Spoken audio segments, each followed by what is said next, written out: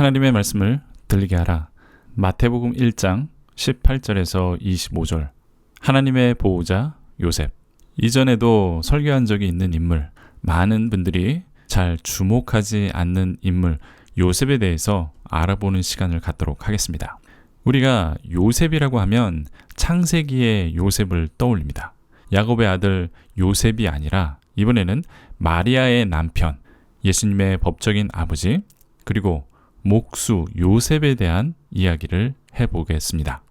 크리스마스가 되면 우리는 아기 예수, 마리아, 동방박사, 목자 등 여러 사람의 주목을 합니다. 하지만 요셉을 그리 많이 주목하지는 않습니다. 그래서 저는 이 시간을 통해서 소외받고 오해받는 사람 요셉을 한번 주목해 보기로 했습니다. 마리아의 남편 요셉은 어떤 사람인지 우리가 한번 알아보고 묵상해 보는 시간을 갖도록 하겠습니다. 우리가 흔히 알고 있는 요셉은 어떤 사람인가? 요셉은 마리아의 남편입니다. 이 부분에 대해서는 부정할 수 없을 것입니다. 하지만 놀랍게도 요셉이 마리아의 진정한 남편이라고 생각하지 않는 사람은 굉장히 많이 있습니다. 또 많은 기독교 전통에서 하나님을 예수님의 아버지로 말하고 인정하기 때문에 또 성경에서도 예수님은 하나님을 아버지라고 부르셨습니다. 때문에 우리는 요셉을 예수님의 아버지라고 부르는 것을 꺼려합니다. 하나님 아버지와 구별하기 위해서죠. 그리고 우리는 성경을 통해서 예수님을 목수의 아들이라는 표현을 읽게 됩니다. 때문에 요셉이 목수였다라는 확신을 가지고 있습니다. 그런데 문제는 목수라고 번역이 잘못되어졌다라는 것입니다. 왜냐하면 중동 또 이스라엘 지역에는 나무가 귀하기 때문에 목수라는 직업도 많이 없다는 것입니다. 이보다 더 큰 문제는 요셉에 대한 많은 사실들이 의도적으로 왜곡되었다는 것입니다. The Legend of Joseph the Carpenter라는 그러한 책이 있습니다. 다른 번역으로는 The Story of Joseph the Carpenter라는 그러한 제목으로도 알려져 있습니다. 이 책은 4, 5세기경에 작성된 것인데 이 책의 의도는 성모 마리아가 어떻게 계속해서 처녀로 살 수 있었는지 그 이야기와 배경을 설명하고 있습니다. 분명한 목적과 의도로 요셉의 삶과 그 역할을 왜곡했다라는 것이 큰 문제가 되는 것이죠. 이 문서에 의하면 마리아와 요셉이 결혼한 당시 요셉의 나이가 91세였다고 합니다. 그리고 이전 결혼에서 예수님의 남자 형제들과 2명의 딸이 있었다 이렇게 주장을 합니다. 또 요셉은 의로운 사람으로서 111세까지 살다 죽었다 이렇게 말합니다. 여기에서도 요셉을 좋은 사람으로 묘사하고 있지만 요셉이 나이가 많고 이전에 결혼했던 사람으로 왜곡하고 있는 것이죠. 때문에 여러분들이 만약에 오래된 성화를 보실 기회가 있으면 한번 잘 눈여겨보십시오. 요셉이 나이 많은 할아버지로 묘사되는 경우가 많이 있습니다. 그런 그림을 아주 쉽게 찾아볼 수 있을 것입니다. 중세시대를 지나 지금까지 우리가 많은 올바른 정보와 성경적 사실을 알고 있지만 요셉에 대한 나이나 정확한 정보가 왜곡되었다라는 사실을 그렇게 중요하게 여기지 않고 있다는 것이 문제입니다. 요셉이 이렇게 왜곡된 것은 마리아가 평생 처녀로 살았다라는 그러한 교리를 정당화하기 위한 작업의 산물이었습니다. 마리아를 높이고 성스럽게 만들어야 하는데 요셉이 그 걸림돌이 되었다는 것이죠. 때문에 마리아를 높이는 작업에서 요셉은 희생되어야만 했던 것입니다. 그렇다면 우리는 요셉을 예수님의 아버지로 인정하는가? 또 이 문제도 한번 살펴볼 필요가 있습니다. 요한복음 1장 45절에 보면 빌립이 나다나엘을 찾아가 예수님을 소개하는 장면이 나옵니다. 여기에서 빌립은 예수님을 요셉의 아들 나사렛 예수라고 소개합니다. 요셉은 분명히 예수님의 아버지입니다. 하지만 앞서 말씀드렸듯이 천주교를 포함한 개신교에서도 우리는 요셉을 예수님의 아버지로 부르는 것을 꺼려합니다. 왜냐하면 요셉은 법적인 아버지가 맞지만 요셉이 생물학적인, 유전적인 아버지가 아니기 때문에 전혀 상관없기 때문에 아버지라고 부르지 않는 것입니다. 그래서 요셉이 인기가 없고 좀 어색한 위치에 있다는 것입니다. 요셉을 예수님의 아버지라고 굳이 표현하지 않아도, 그리고 그것을 표현하면 더 어색해지기 때문에 의도적으로 요셉을 예수님의 아버지라고 말하지 않죠. 자, 그렇다면 이제 요셉의 직업은 무엇일까요? 많은 분들이 요셉을 목수로 알고 있습니다. 성경도 목수라고 번역되어 있기 때문에 모두가 그렇게 아는 것이 상식으로 보여집니다. 많은 성화나 그림들을 보더라도 예수님이나 요셉이 나무를 다루고 목공일 하는 것을 볼 수가 있습니다.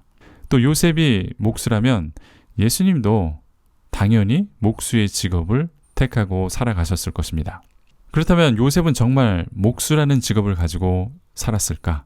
우리는 이것을 생각해 보아야 합니다. 요셉뿐만 아니라 이 직업은 예수님에게도 달려있기 때문에 우리가 잘 생각해 보아야 하는 것이죠. 요셉과 예수님은 나무를 다듬으면서 가구를 만들고 집을 짓고 또 집을 고치는 그런 일을 하셨다, 우리는 상상할 수 있습니다. 하지만 그것은 상상일 뿐입니다. 우리는 고대 근동 이스라엘 지역을 잘 생각해 보아야 합니다. 화면에 보는 사진은 나사렛에 있는 마리아의 집터로 추정되는 곳입니다. 이곳은 정말 마리아가 살던 집터인지 확실하지는 않지만 이 위에 마리아의 교회가 세워져 있습니다. 자, 이것을 보더라도 이것이 요셉의 집이라고 소개하지 않고 마리아의 집이라고 소개되어 있죠. 저는 여기서 조금 불편합니다. 어쨌든 다시 한번 이 집터를 잘 보십시오. 이 당시 집 구조물에는 나무가 없습니다. 우리가 이것을 잘 주목해 보아야 합니다. 자, 다음 사진은 고대 이스라엘의 전형적인 주택의 모습입니다. 이 주택도 복원한 것이기 때문에 나무 문이 있고 나무가 외곽에 꾸며져 있는 것을 볼 수 있습니다. 하지만 나무는 매우 비싼 재료입니다. 또 중동의 뜨거운 온도와 햇빛 때문에 나무는 쉽게 말라 부서지게 되어 있습니다. 오늘날 화학적으로 처리하거나 페인트로 바르지 않으면 나무는 그리 오래가지 못합니다. 때문에 서민들이 사는 일반 주택에는 나무가 거의 사용되지 않았습니다. 따라서 요셉이나 예수님은 우리가 생각하는 그런 목수가 아닙니다. 의자나 책상 같은 그런 가구를 만드는 사람이 아닐 가능성이 매우 크다는 것입니다. 특히 나사렛이라는 그 가난한 산동네에서 이렇게 비싼 재료인 나무를 가공하는 목수로 산다는 것은 상식적으로도 맞지 않습니다. 그런데 성경은 목수라고 이 단어를 번역하고 있습니다. 영어 성경에서도 목수라고 번역이 되어 있는데 이 목수라고 번역된 이 단어는 텍톤이라는 단어입니다. 이 어근은 테크닉, 테크놀로지 등 그 단어들의 기원이 됩니다. 상황에 따라서는 목수로도 번역될 수 있습니다. 하지만 근본적인 이 단어의 뜻은 기술자를 의미하는 것입니다. 미국에는 핸디맨이라는 직업이 있습니다.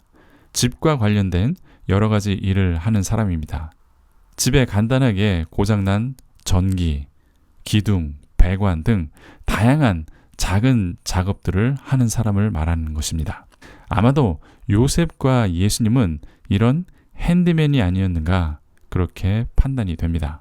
자, 다시 한번 종합해 보면 요셉은 누구인가요? 요셉은 어떤 사람인가요?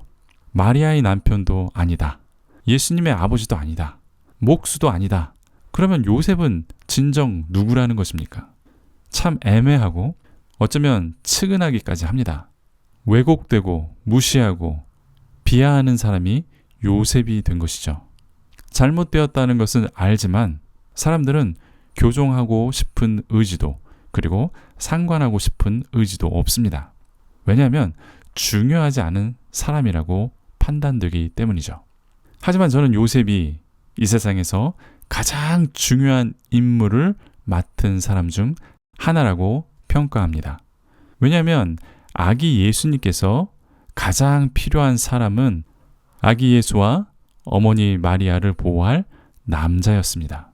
사회적으로 또 물리적으로 보호자가 절실히 필요했기 때문입니다. 당시 아이와 여자는 사회의 약자입니다. 또 직업을 갖고 돈을 벌 수 있는 경제적인 능력도 없었습니다. 때문에 아기 예수와 마리아는 보호자가 절실하게 필요했습니다. 하지만 당시 고대 근동지역의 어느 남자가 알지 못하는 아이를 임신한 여자와 혼인하겠습니까? 그것도 자신의 정혼자가 다른 사람의 아이를 임신했다면 그것은 도저히 용납할 수 없는 그런 사회였습니다. 때문에 이러한 일을 아무런 빚도 없이 묵묵히 수행할 수 있는 사람은 그리 많지 않았을 것입니다. 마리아는 성령으로 잉태되었습니다. 마리아의 믿음도 대단합니다. 성령으로 잉태하면 물론 큰 영광이지 이렇게 단순하게 받아들일 수 있는 그런 문제가 아닙니다. 결혼하지 않고 아이를 잉태한다는 것은 여자에게 목숨을 건 모험입니다. 결혼하지 않고 아이를 가졌다는 것은 간음의 증거가 됩니다. 때문에 남편이나 정혼자 요셉이 사형을 요구하면 그 말 한마디에 마리아는 죽을 수 있습니다. 정혼자 요셉이 요청하지 않아도 마을 사람들이 정죄하고 죽일 수도 있습니다. 때문에 성령으로 아이를 잉태하는 것은 목숨을 거는 일이었고 어떤 상황이 일어날지 모르는 그러한 험난한 인생을 각오해야 했던 것입니다. 그렇지만 요셉은 의로운 사람이라고 성경은 평가합니다. 때문에 정혼자 마리아가 임신했다는 사실을 알고 조용히 파혼하는 것으로 마무리하려고 했습니다. 이 사건을 크게 만들고 싶지 않았던 것이고 마리아의 목숨까지 빼앗고 싶지 않았던 것입니다. 요셉은 자신의 권리였지만 마리아를 기꺼이 포기한 것이죠. 이때 처음으로 요셉의 꿈에 천사가 나타납니다. 천사가 나타나서 마리아의 아기는 성령으로 잉태된 것이라고 말씀해 줍니다. 그리고 마리아를 데려오라고 명령하죠. 이 명령도 참 황당한 것입니다.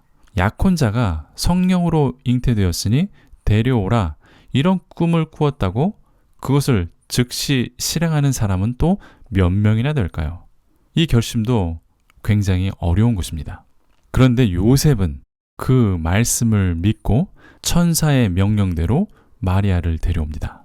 때문에 마리아와 태중의 아기 예수가 죽음으로부터 보호를 받게 된 것이죠. 요셉은 성령으로 잉태되었다는 것을 믿었습니다. 그리고 그 믿음대로 마리아와 동침하지 않고 마리아를 보호하고 태중의 아기 예수님을 보호한 것입니다. 또한 예수라는 이름까지 천사가 말씀한 대로 지어줍니다. 이를 통해서 우리는 요셉이 믿음의 사람이다 라는 것을 알 수가 있습니다. 이제 요셉은 또 하나의 임무를 수행하게 됩니다. 이 임무는 요셉 자신도 모르는 임무였습니다. 요셉은 베들레헴으로 가서 호적을 등록해야 했습니다. 만삭이 된 아내를 데리고 베들레헴으로 내려가는 일도 쉽지 않았을 것입니다.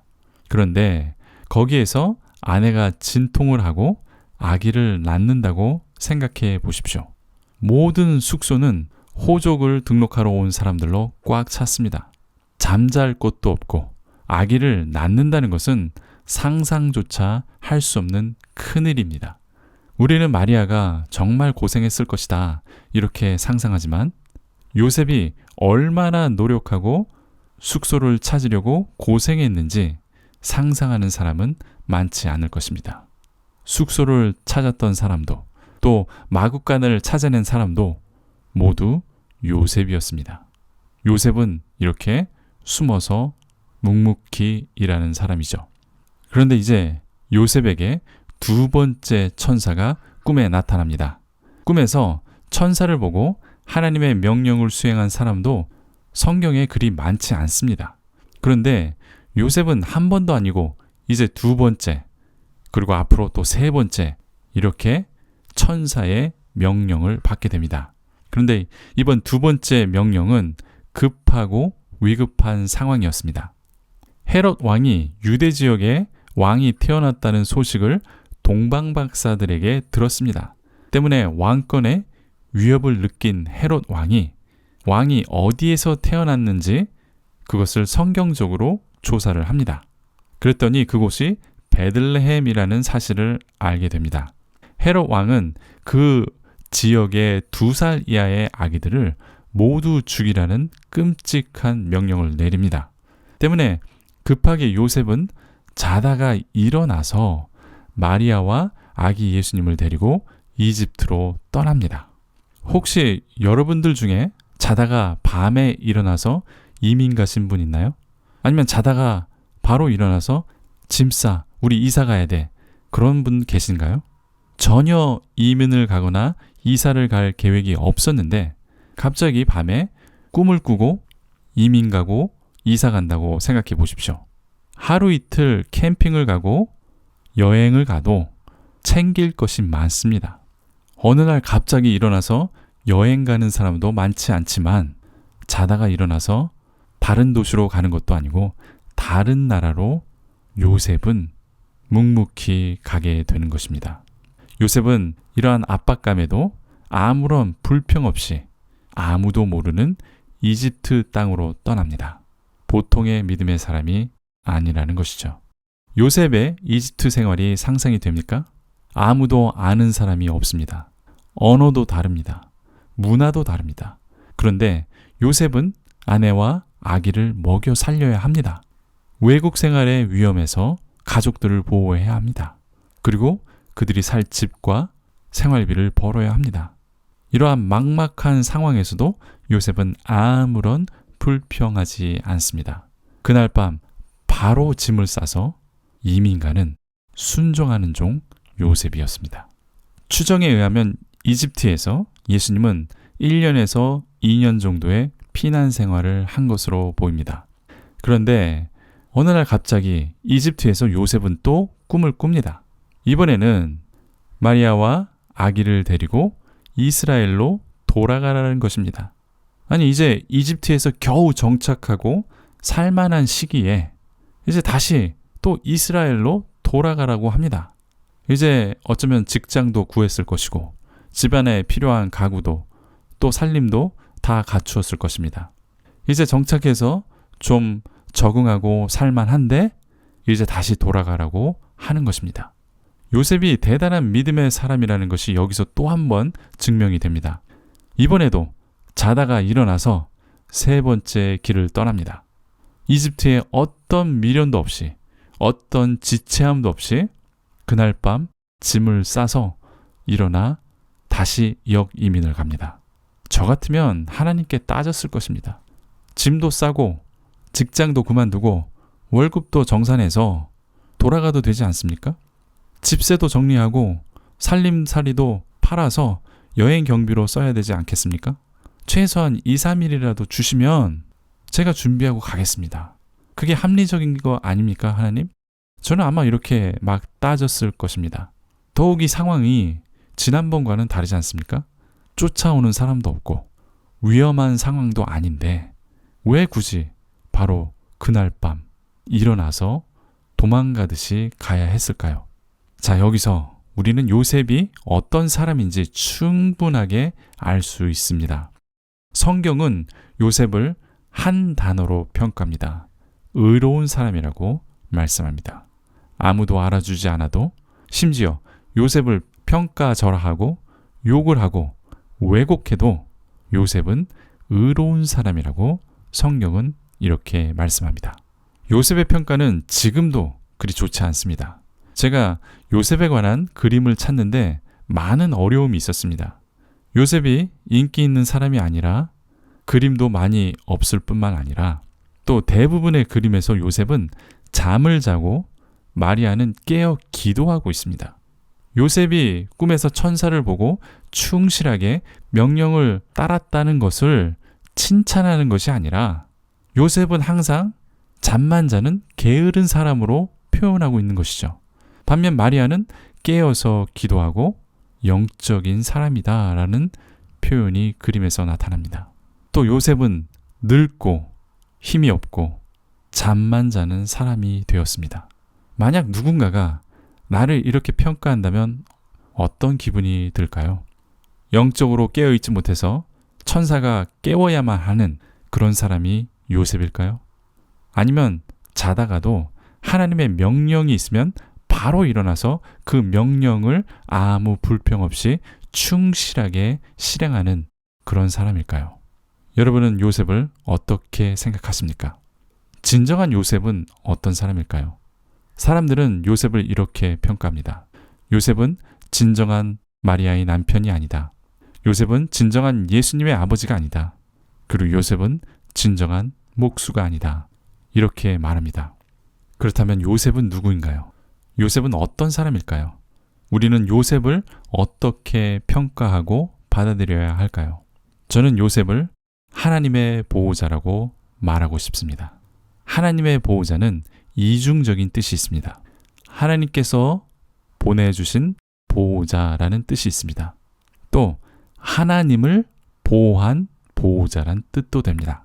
저는 이 둘 다 맞기 때문에 요셉을 하나님의 보호자라고 말하고 싶습니다. 천지를 창조하신 예수님을 보호한 사람입니다. 하나님 대신 예수님을 요셉이 보호했던 것이죠. 하나님이신 아기 예수님의 목숨을 보호하고 양육하는 하나님의 보호자였습니다.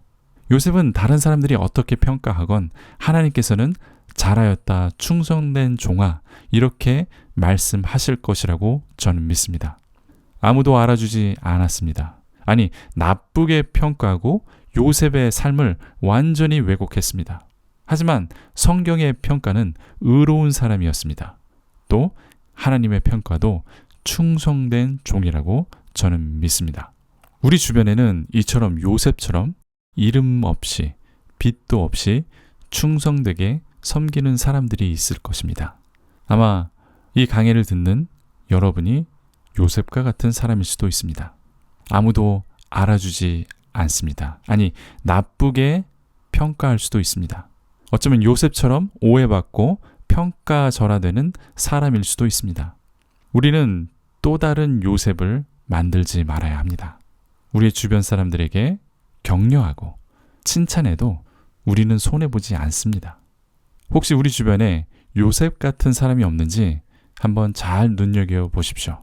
교회에서 또는 가정에서 또는 직장이나 사업터에서 요셉과 같이 묵묵히 일하는 사람을 한번 찾아보십시오.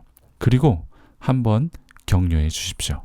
또 우리도 요셉처럼 누군가 알아주지 않아도 또는 누군가 우리를 오해해도 충성된 하나님의 종으로 살면 됩니다.